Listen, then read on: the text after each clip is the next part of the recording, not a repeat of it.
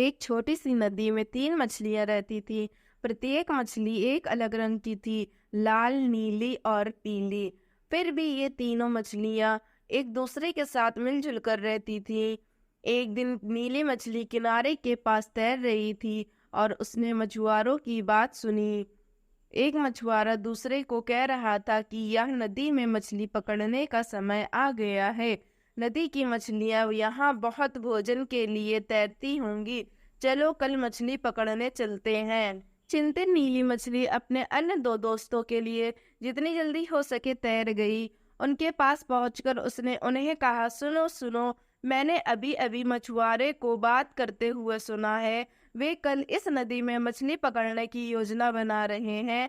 हमें कल के लिए नदी की सुरक्षित रूप से तैरना चाहिए। इस बात पर लाल मछली ने कहा, ओ, यह सब ठीक है। वे मुझे पकड़ नहीं पाएंगे क्योंकि मैं उनके लिए बहुत जल्दी हूँ।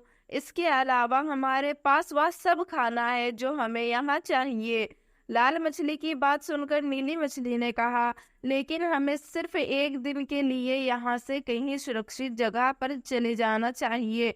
अब नीली मछली की बातें सुनकर पीली मछली ने कहा, मैं नीली मछली से सहमत हूँ। माना कि यह घर है, लेकिन हमें जरूर से सुरक्षित रहने की जरूरत है। इन दोनों मछलियों ने अपने दोस्तों को समझाने की कोशिश की, लेकिन कोई उनकी बातों पर भरोसा नहीं किया। जैसे ही अगली सुबह हुई, मछुआरों ने अपना जाल डाला और जितनी हो सके उतनी मछलियां पकड़ ली।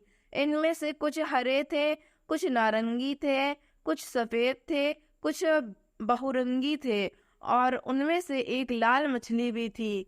इस बात पर मछुआरों ने आपस में बात की। बेहतरीन पकड़। लंबे दिनों के बाद दूर से ये सभी चीजें दोनों दोस्त पीली मछली और नीली मछली देख रहे थे।